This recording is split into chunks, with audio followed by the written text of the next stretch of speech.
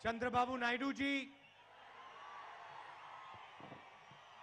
RC कुंटिया जी, उत्तम रेड्डी जी, भाटी जी, सुधाकर रेड्डी जी, गादर जी, jetty कुसुमा कुमार जी, रेणुका चौधरी जी, Sudhakar Reddy ji, L Ramana जी, सांबरी चंद्रशेखर जी, मंडा कृष्णा मादिगा जी, गठबंधन के कैंडिडेट्स नामा नागेश्वर जी टीडीपी से, कंडला उपेंद्र रेड्डी जी कांग्रेस पार्टी से, मेचा नागेश्वर राव जी टीडीपी से, श्रीमती बनोट विजया जी सीपी, वेंकटेश्वर राव जी कांग्रेस पार्टी से, गठबंधन के सब कार्यकर्ता भाइयों और बहनों, प्रेस के हमारे मित्रों, आप सबका यहां दिल से बहुत बहुत स्वागत, नमस्कार। చంద్రబాబు నాయుడు గారు, వేదిక మీద ఉన్నటువంటి ఉత్తమ్ కుమార్ రెడ్డి గారు, మందకృష్ణ మాదిక్ గారు, కుంతియా గారు, రేణుకా చౌదరి గారు, సుధాకర్ రెడ్డి గారు, కుసుమ్ కుమార్ గారు, నామా నాగేశ్వరరావు గారు, సుధాకర్ రెడ్డి గారు, గద్దర్ గారు, సంబాన్ చంద్రశేఖర్ గారు, అలాగే వివిధ రాజకీయ పార్టీల నుంచి ప్రజాకూటమి పేరు మీద పోటీ చేస్తున్నటువంటి శాసనసభలో పోటీ చేస్తున్న అభ్యర్థులారా, స్నేహితులారా, మిత్రులారా, మీ అందరికి కూడా ముందుగా నా హృదయపూర్వకమైనటువంటి నమస్కారాలు తెలియజేస్తా ఉన్నాను। तेलंगाना में जो गठबंधन हुआ और उसकी शुरुआत, ये जो पब्लिक मीटिंग है, ये तेलंगाना की राजनीति और देश की राजनीति के लिए ऐतिहासिक मीटिंग है। తెలంగాణలో జరిగినటువంటి ఈ ప్రజాకూటమి కేవలం తెలంగాణే కాదు దేశానికి కూడా దిక్సూచిగా మారబోతుందని తెలియజేస్తా ఉన్నాను। और आपकी आवाज से, आप में जो जोश है, उससे पता लग रहा है कि तेलंगाना में गठबंधन की सरकार आने वाली है। మీ ఉత్సాహం, మీ అభిమానం చూస్తా ఉంటే తెలంగాణలో ప్రజాకూటమి అధికారంలోకి వస్తుందనేది స్పష్టంగా అర్థమవుతా ఉంది। मगर ये सिर्फ तेलंगाना की लड़ाई नहीं है, ये हिंदुस्तान के भविष्य की लड़ाई है। ఇది కేవలం తెలంగాణ భవిష్యత్తుకు మాత్రమే సంబంధించింది కాదు, యావత్ భారతదేశ భవిష్యత్తుకు సంబంధించినటువంటి అంశంగా చెప్తా ఉన్నాను। दिल्ली में नरेंद्र मोदी जी एक के बाद एक हिंदुस्तान के सब इंस्टीट्यूशंस को नष्ट करने लगे हैं। కేంద్రంలో నరేంద్ర మోడీ గారు ఒకదాని తర్వాత ఒక్కొక్క వ్యవస్థని అన్నిటిని నాశనం చేసుకుంటూ వస్తా ఉన్నారు, చిన్నమేనం చేసుకుంటూ వస్తా ఉన్నారు। चाहे वो सुप्रीम कोर्ट हो, चाहे वो सीबीआई हो, चाहे वो आरबीआई हो, चाहे वो इलेक्शन कमीशन हो, नरेंद्र मोदी इन सब को नष्ट करने में लगे हैं। సుప్రీంకోర్టు, అది సుప్రీంకోర్టు కావచ్చు, ఎలక్షన్ కమిషన్ కావచ్చు, మిగతా అన్ని వ్యవస్థలన్నింటినీ కూడా నాశనం చేసుకుంటూ వస్తా ఉన్నారు।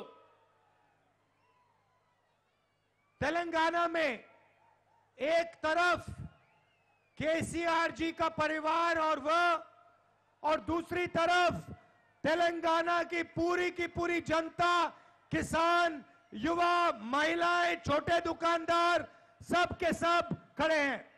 తెలంగాణలో కేసీఆర్ కుటుంబం అంతా ఒక పక్కన, తెలంగాణలో ఉన్నటువంటి ప్రజానికం యావత్తు, రైతులు, విద్యార్థులు, యువత అందరూ ఒక పక్కన ఉన్నారు। और तेलंगाना के चुनाव जीतने के बाद राजस्थान, मध्य प्रदेश, छत्तीसगढ़ के चुनाव जीतने के बाद यही गठबंधन दिल्ली में नरेंद्र मोदी जी को हराने का काम करेगा। తెలంగాణలో ప్రజాకూటమి గెలిచిన తర్వాత, రాజస్థాన్, మధ్యప్రదేశ్, ఛత్తీస్గఢ్ ఎన్నికల్లో గెలిచిన తర్వాత ఈ దేశంలో కూడా ఇదే ప్రజాకూటమి దేశాన్ని దశ నిర్దేశం చేస్తుంది। पहले तेलंगाना में हम नरेंद्र मोदी जी की बी टीम से लड़ेंगे और उनको हराएंगे। మొదటగా తెలంగాణలో నరేంద్ర మోడీ గారికి సంబంధించిన బీటీపీతో పోటీ చేసి మనం గెలుద్దాం। और उसके बाद दिल्ली में ए टीम को हराने का काम करेंगे। ఆ తర్వాత ఢిల్లీలో నరేంద్ర మోడీ గారికి సంబంధించిన ఏ టీం ని ఓడిద్దాం। कुछ ही दिन पहले प्रधानमंत्री जी यहां आए, उन्होंने कहा कि टीआरएस और कांग्रेस पार्टी में कोई फर्क नहीं है।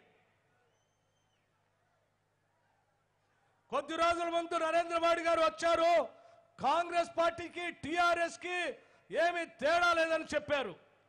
लोकसभा और राज्यसभा में नरेंद्र मोदी के हर बिल को टीआरएस ने समर्थन दिया। లోక్సభ రాజ్యసభలో నరేంద్ర మోడీ గారికి బిల్లులకు సంబంధించి ప్రతి బిల్లుకి కేసీఆర్ ప్రభుత్వం మద్దతు ఇచ్చింది। और कांग्रेस पार्टी बीजेपी से लड़ी। కాంగ్రెస్ పార్టీ బీజేపీ ప్రభుత్వానికి ఆ బిల్లులకు వ్యతిరేకంగా పోరాటం చేసింది। डिमोनेटाइजेशन का समर्थन टीआरएस ने किया। డిమానిటైజేషన్ ని టీఆర్ఎస్ మద్దతు పలికింది। प्रेसिडेंट के इलेक्शन में समर्थन किया। భారత రాష్ట్రపతి ఎన్నికల్లో కూడా టీఆర్ఎస్ మద్దతు పలికింది నరేంద్ర మోడీ గారికి। नो कॉन्फिडेंस मोशन में समर्थन किया। నో కాన్ఫిడెన్స్ మోషన్ ప్రవేశపెడితే కూడా వారికే మద్దతు ఇచ్చారు। गब्बर सिंह टैक्स में समर्थन किया। గబ్బర్ సింగ్ ట్యాక్స్ కూడా వారికే మద్దతు ఇచ్చారు।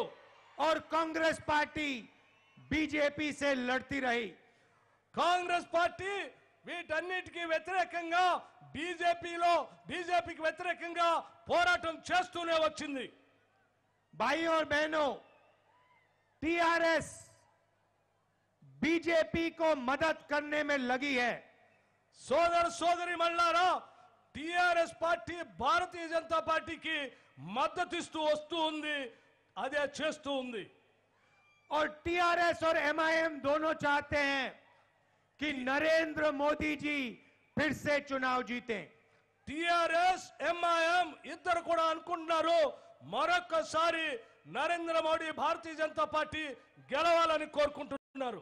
और कांग्रेस पार्टी కాంగ్రెస్ పార్టీ तेलुगु देशम తెలుగుదేశం और ये जो गठबंधन बना है सीपीआई ఈ ప్రజాకూటమిలో ఉన్నటువంటి రాజకీయ పార్టీలు సిపిఐ और कोदम राम जी का, కోదండరామ్ గారితో సహా కలిపి ये बीजेपी को और टीआरएस को हराएगा।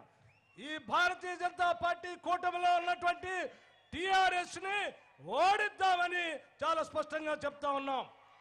मैं तेलंगाना और आंध्रा की थोड़ी सी बात करना चाहता हूं।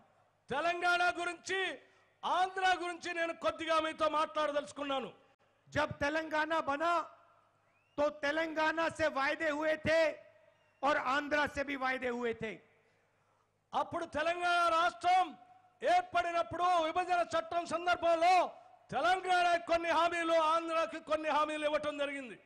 तेलंगाना को रेल फैक्ट्री मिलनी थी काजीपेट में। తెలంగాణకు రైల్ కోచ్ ఫ్యాక్టరీ కాజీపేటలో ఏర్పాటు చేయడానికి హామీ లభించింది। स्टील फैक्ट्री मिलनी थी बयारम में। బయ్యారంలో స్టీల్ ప్లాంట్ పెట్టడానికి విభజన చట్టంలో చేర్చింది। ट्राइबल यूनिवर्सिटी मिलनी थी గిరిజన యూనివర్సిటీని పెట్టడానికి హామీ ఇచ్చింది। और फाइनेंशियल इंसेंटिव स्टेट को दिए जाने थे।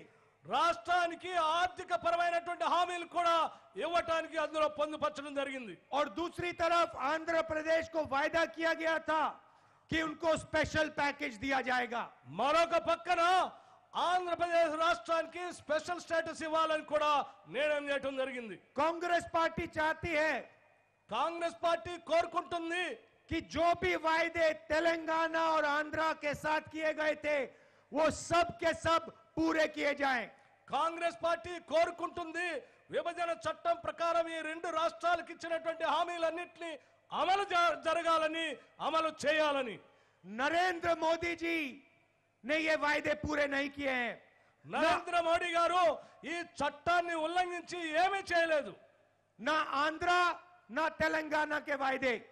తెలంగాణ కానీ ఆంధ్ర కానీ ఇచ్చినటువంటి హామీలు ఏ ఒక్కటి కూడా చేయలేదు. और जब टीआरएस नरेंद्र मोदी जी को सपोर्ट करते हैं तो वो तेलंगाना की जनता को भी धोखा देते हैं. టిఆర్ఎస్ పార్టీ నరేంద్ర మోడీకి సపోర్ట్ చేస్తా ఉన్నాడు కానీ నరేంద్ర మోడీ మాత్రం తెలంగాణ ప్రజల్ని మోసం చేస్తూనే ఉన్నాడు. आपके चीफ मिनिस्टर को तेलंगाना की जनता को समझाना चाहिए. एक तरफ वो नरेंद्र मोदी की मदद करते हैं और दूसरी तरफ नरेंद्र मोदी जी ने ना तेलंगाना को रेल कोच फैक्ट्री दी, ना स्टील फैक्ट्री, ना ट्राइबल यूनिवर्सिटी, ना आपका पैसा. తెలంగాణ ప్రజానికం ఈ కేసీఆర్ కి చెప్పాలి, నిలదీయాలి. విభజన చట్టంలో మనకి ఇచ్చినటువంటి ఏ ఒక్క హామీని కూడా అమలు చేయకపోయినప్పటికీ కూడా నువ్వు ఎందుకు నరేంద్ర మోడీకి మద్దతు ఇస్తున్నావని నిలదీయాలని చెప్తా ఉన్నాను. काम करने के बजाय चीफ मिनिस्टर कांग्रेस पार्टी के पुराने प्रोजेक्ट्स को रीडिजाइन करते रहते हैं. పని చేయాల్సింది పోయి తెలంగాణ రాష్ట్ర ముఖ్యమంత్రి ఇరిగేషన్ ప్రాజెక్టులు రీడిజైన్ చేసుకుంటూ కూర్చుంటూ ఉన్నాడు. आप नीलू निदलू नियमकालू के लिए लड़े थे. నిధులు నీళ్లు నియామకాల కోసం తెలంగాణ రాష్ట్రాన్ని తెచ్చుకున్నాం. आप पानी के लिए, रोजगार के लिए और फंड के लिए लड़े थे. నీళ్ల కోసం, పనుల కోసం, నిధుల కోసం మనం పోరాటం చేశాం. कांग्रेस पार्टी ने प्रणीता प्रोजेक्ट 50,000 करोड़ रुपए 50,000 करोड़ रुपए के लिए दिया था. ప్రాణేత చేవెళ్ల ప్రాజెక్టు కోసం 50,000 కోట్లని కాంగ్రెస్ పార్టీ మంజూరు చేసింది. केसीआर जी ने उसका नाम बदला, कलेश्वरम प्रोजेक्ट नाम दिया और 90,000 करोड़ रुपए का नया प्रोजेक्ट बनाया. కేసీఆర్ గారు బాబాసాహెబ్ అంబేద్కర్ ప్రాణేత చేవెళ్ల ప్రాజెక్ట్ ని రీడిజైన్ చేసి దాన్ని 93,000 కోట్లకు పెంచేశారు. नाम बदलने के लिए 40,000 करोड़ रुपए 40,000 करोड़. కేవలం పేరు మార్చడానికి 40,000 కోట్ల పెంచేశారు. दुनिया का सबसे महंगा नेम चेंज प्रोजेक्ट. ప్రపంచంలోనే పేరు మార్చినందుకు అత్యంత ఖరీదైనటువంటి ప్రాజెక్ట్ గా ఇది మారింది. मिशन काकतिया और भागीरथा में केसीआर जी ने पुराने टैंक्स को पेंट करने के लिए पैसा लिया. Mission Kakatiya, mission Bhagiratha project లో పాత చెరువులకి రంగులేయడానికి, పెయింట్ వేయడానికే డబ్బులు ఖర్చు పెట్టారు. आपने जब तेलंगाना का सपना देखा था, आप चाहते थे कि आपका पैसा का फायदा आपको मिले. తెలంగాణ రాష్ట్రం కోసం ఆనాడు మనం కలగన్నది ఈ నిధులన్నీ మనందరికీ చెందుతాయని.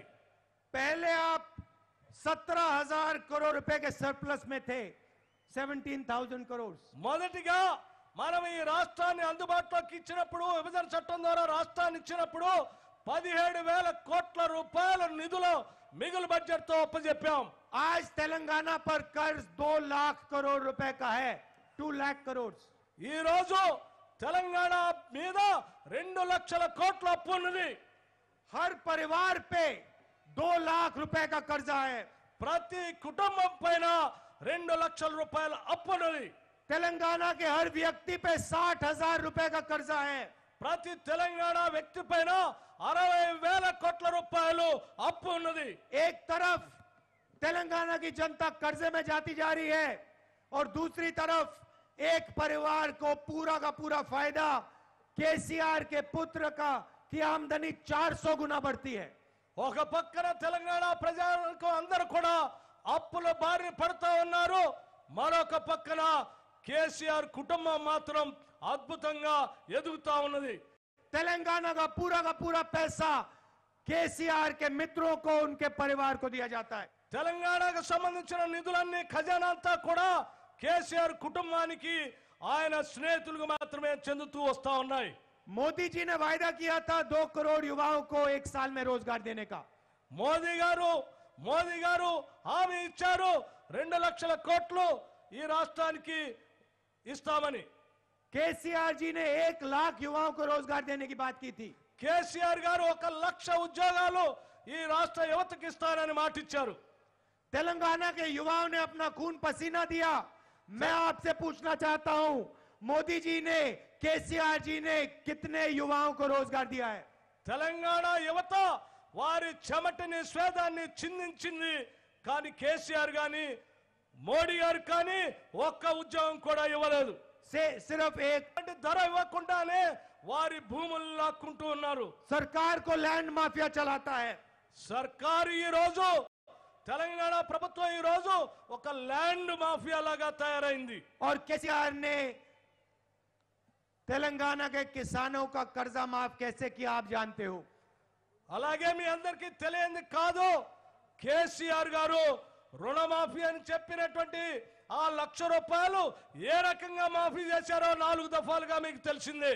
आपसे कहा था कर्जा माफ होगा, अलग अलग इंस्टॉलमेंट्स में कर्जा माफ किया और तेलंगाना के किसान को फायदा नहीं मिला. మీ అందరికీ తెలిసిందే, మాఫీ చేస్తారని చెప్పి 4 దఫాలుగా చేయటం వల్ల దానివల్ల తెలంగాణ రైతులకి లాభం దొరకపోక భారం పెరిగింది. हम तेलंगाना के किसान का आदर करते हैं. మేము కాంగ్రెస్ పార్టీ తెలంగాణ రైతుల్ని ప్రేమిస్తాం, గౌరవిస్తాం. आते ही हमारी सरकार तेलंगाना के किसान का कर्जा माफ करेगी. కాంగ్రెస్ ప్రభుత్వం వచ్చిన మరుక్షణమే ఈ రాష్ట్రంలో రైతులందరికీ 2 లక్షల రుణమాఫీ చేస్తాం. 17 क्रॉप्स पे सही एमएसपी देंगी. 17 పంటలకి మద్దతు ధర ఇస్తాం. और जो तेलंगाना के लिए लड़े थे उनको केसीआर जी भूल गए. తెలంగాణ కోసం పోరాటం చేసిన పోరాట యోధులందరినీ కేసీఆర్ మరిచిపోయాడు. शहीदों के हर परिवार को 10 लाख रुपए कांग्रेस पार्टी देगी. ఉద్యమకారులు త్యాగాలు చేసిన అమరులందరికీ ప్రతి కుటుంబానికి 10 లక్షల రూపాయలు ఇస్తాం. और जो उनके खिलाफ केस लगे थे, पॉलिटिकल केस लगे थे, उनको हटाया जाएगा. వారి మీద పెట్టిన రాజకీయ కేసులు ఏమన్నా ఉంటే వాటన్నిటిని తొలగిస్తాం. और हमारा जो चीफ मिनिस्टर होगा 24 घंटे में से 18 घंटे तेलंगाना के युवाओं को रोजगार देने में लगाएगा. మా ముఖ్యమంత్రి రాబోయే రోజుల్లో నిరుద్యోగ యువత అందరికి కూడా ఉద్యోగాలు ఇచ్చేటువంటి అవకాశాన్ని 16 గంటలు ఇచ్చేటువంటి అవకాశాన్ని మేము క్రియేట్ చేస్తాం. महिलाओं के बिना तेलंगाना आगे नहीं बढ़ सकता है. మహిళలు లేకుండా తెలంగాణ రాష్ట్రం ముందుకు పోలేదు. चाहे वो कांग्रेस पार्टी हो, चाहे वो तेलुगु देशम पार्टी हो, दोनों एसएचजी के कॉन्सेप्ट में बिलीव करते हैं. అది కాంగ్రెస్ ప్రభుత్వం కానీ తెలుగుదేశం ప్రభుత్వం కానీ సెల్ఫ్ హెల్ప్ గ్రూప్స్ డ్వాక్రా సంఘాలపైన అపార నమ్మకం ఉంచి ముందుకు తీసుకొని వెళ్ళాం. केसीआर जी ने एसएचजी को कोई मदद नहीं की. కేసీఆర్ గారు వచ్చిన తర్వాత డ్వాక్రా సంఘాల మొత్తాన్ని పూర్తిగా విస్మరించి నాశనం చేశారు. हमारी सरकार 1 लाख रुपए का ग्रांट हर एसएचजी को देगी. ప్రతి సెల్ఫ్ హెల్ప్ గ్రూప్ కి ప్రతి గ్రూప్ కి 1 లక్ష రూపాయలు మీరు తిరిగి కట్టకుండా ఉండేటట్టుగా గ్రాంట్ ఇవ్వడానికి కాంగ్రెస్ పార్టీ నిర్ణయం చేసింది. 500 करोड़ रुपए महिला 500 करोड़ रुपीस महिला एंटरप्रेन्योर्स को दिया जाएगा. 500 కోట్లు మహిళలు వారి పరిశ్రమలు పెట్టుకోవడానికి ప్రోత్సహించడానికి కాంగ్రెస్ పార్టీ ఇవ్వడానికి సిద్ధపడింది. जमीन और घर की समस्या तेलंगाना में है. భూమి ఇంటి సమస్యలు, భూమికి సంబంధించి ఇంటి నిర్మాణం సంబంధించిన సమస్యలు తెలంగాణలో ఉన్నాయి. केसीआर जी ने कहा कि 22 लाख घर बनाए जाएंगे. కేసీఆర్ గారు చెప్పారు కొన్ని లక్షల ఇల్లు ఇక్కడ కడతాము, డబుల్ బెడ్రూమ్ ఇల్లు కడతామని. मगर 5,000 से कम बने. 5,000 కంటే తక్కువగా వారు డబుల్ బెడ్రూమ్ ఇల్లు కట్టారు. 3 एकड़ जमीन की बात की थी, 3 ఎకరాల భూమి గురించి మాట్లాడారు. किसी को नहीं मिली, ये ना एससी ఒక్కళ్ళకు को కూడా ना ఇవ్వలేదు. एसटी को. ఏ ఒక్కళ్ళకు కూడా ఇవ్వలేదు. तो कांग्रेस पार्टी तेलंगाना की जनता को जमीन और घर देने का काम करेगी. కాంగ్రెస్ పార్టీ అధికారంలోకి వచ్చిన తర్వాత ఇంటి గురించి, భూ పంపిణీ గురించి మేము తప్పనిసరిగా చేస్తాం. हर बेरोजगार युवा को 3,000 रुपए, ప్రతి నిరుద్యోగ యువతి యువకుడికి ప్రతి నెల 3,000 రూపాయల నిరుద్యోగ భృతి ఇస్తాం. और पहले साल में 1 लाख युवाओं को तेलंगाना में रोजगार. మొదటి సంవత్సరం 1 లక్ష ఉద్యోగాలు తెలంగాణ రాష్ట్ర యువతి యువకులకి కల్పిస్తాం. स्वास्थ्य के मामले में तेलंगाना की गरीब जनता को प्राइवेट अस्पताल में जाना पड़ता है। పేదవాళ్ళైనటువంటి తెలంగాణ ప్రజానికం ప్రభుత్వ ఆసుపత్రులకు వెళ్లాల్సిన పరిస్థితి और ఉంటుంది. आज चाहे वो स्वास्थ्य हो चाहे शिक्षा, आपका पूरा का पूरा पैसा केसीआर अपने कॉन्ट्रैक्टर मित्रों को देता है। ఈ రోజు రాష్ట్ర ఖజానా మొత్తం కూడా కేవలం కేసీఆర్ గారు కాంట్రాక్టులకు మాత్రమే ధారాదత్తం చేస్తా ఉన్నారు. कांग्रेस पार्टी गठबंधन की सरकार बनेगी तो आपका पैसा सरकारी अस्पतालों में, सरकारी कॉलेजेस में, सरकारी यूनिवर्सिटीज में जाएगा। ప్రజాకూటమి ద్వారా ఏర్పాటు చేసే కాంగ్రెస్ ప్రభుత్వం ఈ నిధులన్నీ ప్రభుత్వ ఆసుపత్రుల కోసం, కళాశాలల కోసం, ప్రజల కోసం, ఇళ్ల కోసం ఖర్చు చేస్తాం. आज जब आप एमआरआई कराते हैं, एक्सरे कराते हैं, हजारों रुपए लगते हैं। जब आप ऑपरेशन कराते हो लाखों रुपए लगते हैं। कल के तेलंगाना में कम से कम पैसे में आप इलाज कर पाओगे और कम से कम पैसे में आप अपने बच्चों को कॉलेज यूनिवर्सिटी भेज पाओगे। రేపు భవిష్యత్తులో ఆసుపత్రికి పోయినప్పుడు ఇవాళ ఖర్చు పెడుతున్న ఎక్స్రే కోసం కానీ మిగతా టెస్టుల కోసం ఖర్చు పెట్టేటువంటి అన్నింటినీ ప్రభుత్వ ఆసుపత్రులు తగ్గిస్తాం. అలాగే ప్రభుత్వ కళాశాలకి విద్యకి పోయే దాంట్లో కూడా వాళ్ళ ఖర్చు భారం లేకుండా ప్రభుత్వం ఏర్పాటు చేస్తుంది. 30 पलंग का अस्पताल हर मंडल में बनेगा। ప్రతి మండలంలో 30 పడకల ఆసుపత్రిని ఏర్పాటు చేస్తాం. और मुफ्त में 5 लाख रुपए का इलाज होगा। ప్రతి మండలంలో 5 లక్షల రూపాయలు ఏర్పాటు చేస్తాం. और 5 लाख रुपए हर परिवार को घर बनाने के लिए दिए जाएंगे। ప్రతి పేద కుటుంబానికి డబుల్ బెడ్రూమ్ ఇల్లు కట్టడానికి 5 లక్షల రూపాయలు వాళ్ళ అకౌంట్ లో వేస్తాం. आज यहां आकर मुझे बहुत खुशी हो रही है। ऐतिहासिक मीटिंग है। यहां पे कांग्रेस पार्टी के, तेलुगु देशम के, सीपीआई के, कोदंडराम जी के कार्यकर्ता खड़े हैं। ఇక్కడ నేను ఈ రోజు ఇక్కడ రావటం నాకు చాలా ఆనందంగా ఉంది. ఇక్కడ తెలుగుదేశం పార్టీ కార్యకర్తలు, సిపిఐ పార్టీ కార్యకర్తలు, కోదండరాం గారి కార్యకర్తలు, కాంగ్రెస్ పార్టీ సంబంధించిన అనేక మంది కార్యకర్తలు ఇక్కడ ఉన్నారు. मगर यहां जो आवाज है ये कार्यकर्ताओं की आवाज नहीं है।